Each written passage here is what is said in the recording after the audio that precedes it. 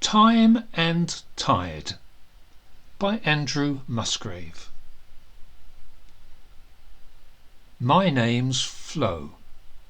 Some say it's a girl's name, but it was the name given to me, and it's mine. I am the Flo, the one and only, like the one and only ear flowing through our little thwaite. The name was bestowed on me long before the fateful day when I was kidnapped and crudely smuggled away. Those were wild and scary times.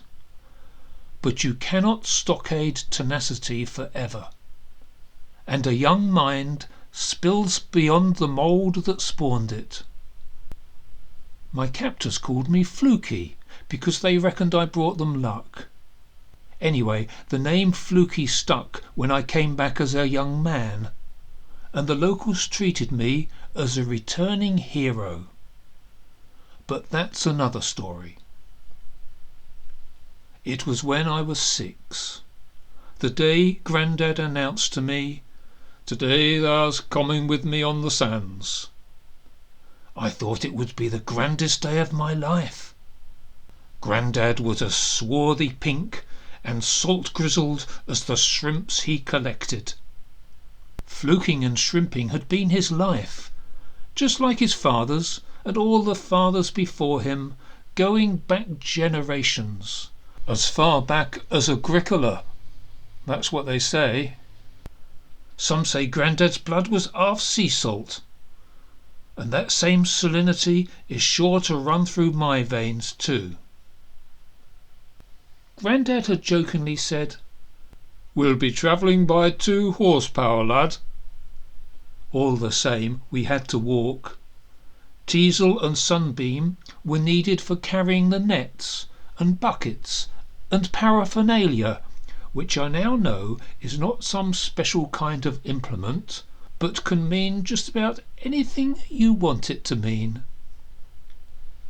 Teasel and Sunbeam, they'd be doing the donkey work, as Grandad called it. Will we be safe on the sands? Sure we will, lad. We've got our GPS. Our GPS, Grandad? Aye, lad. Our guiding pole stick, to test the sands, to see if it's sticky or not. We don't want you falling into any quagmire now, do we? As long as we keep the standing stones of Bardsey yonder in sight, and the chapel roof of Kirkhead on our left, we'll be all right. What will I be doing, Grandad? He pondered this a while. Thee, lad, your job will be to watch the TV, and make sure no flukes escape. Watch the TV? Aye, lad, the top veil. The net that traps the flukes so they don't sneak over the top, see? We passed the place beside the wavering channel of the Ear, where reeds grew taller than me. I remember hearing the constant cark, cark, cark of corncrakes restlessly stalking unseen through the stems, raising their constant alarm of harrowing squawks. That's what folks called the place we lived, because of their ceaseless carking all day long, and all night too. The bay yawned open before us. But that day there were no sparkling crystals of light dancing on shallow waters to tempt us with imaginary treasure on a distant horizon. Instead, a dull gloom hugged a low strand, and a sea fret threatened to roll its blanket over Humphrey Head. Above the muddy streaks a curlew wheeled aimlessly, its curved beak cowering deferentially in unison with a sandpiper's plaintive weep. What impending doom did their wailful laments foretell? As we reached Red Cliffs, we had to stop to collect large rocks. "Mustn't go empty-handed," said Grandad. It's for building the wall. The two mules winced as the extra weight was burdened on their shoulders. Are we building a wall to Heensham, Grandad? Nay, lad, maybe one day they will, but it'll take more stones than this.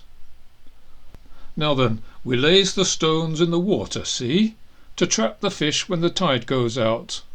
We always take extra stones to build the wall up again, see? First we'll see what cockles are about. Then we'll collect up the fish in the traps. The cool sand felt ticklish between my toes, but broken shards of shell made me resort to treading carefully on tiptoes. Grandad placed the GPS horizontally in the wet sand. As he rocked it back and forth, the cockles seemed to magically be pumped, rising to the surface of the murky mudflats. It was my job to collect the cockles and put them in the wicker pails. Lad, this is how it's been done for generations gone, and I doubt it will ever change for generations to come. 'Tis as sure as the times and tides.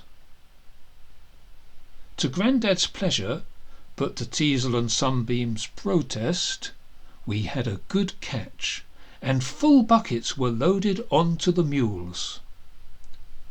Next we turned our attention to the fish traps. Blasted ospreys, swore Grandad, as a large bird swooped to steal one of our flukes trapped in the tidal pool. We collected the flat fish that were trapped and squirming in the shallows. They kept slipping through my little fingers, and more escaped than was caught. They're the lucky flukes, Grandad called them. You'll soon get the hang of it, Grandad assured me. Even Dunmail used to do this when he was a young lad. Dunmail, Grandad? Who's Dunmail?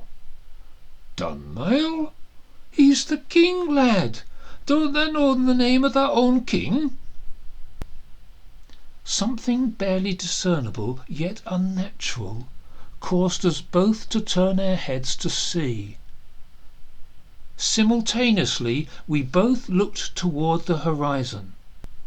It had become obliterated by a shrouding mist. Tide's on the turn now, lad, and the fret is rolling in. We'd better head for shore and no dallying. I peered further into the swirling mist. It was gathering for its affront on the shoreline, like a witch swirling the trailing garments of a shrouding cloak. Mysteriously, a white smudge appeared, resembling a hovering kite in the greyness of the gloom. A drumming echo seemed to pound like distant thunder in the mist. Whatever is that strange shadow in the distance, Grandad? Looks like it's heading this way. The blurred form of a flapping kite morphed its illusion into the shape of a sail. The sound of swishing oars reverberated through the har, and a wooden prow shimmered into view, surging strongly through the deeper waters of the Leven. Temporarily, both Grandpa and me were transfixed to the strange anomaly. We had seen nothing like it before. Then a large masthead loomed into sight, with a dozen burly men wearing strange helmets on their heads and brandishing axes in their hands. Their vessel beached abruptly into a murky sandbank of the Leven estuary, where the boat came to a shuddering halt. "Run!" yelled Grandad to me. "You'll be faster than me. Back to Cark and raise the alarm."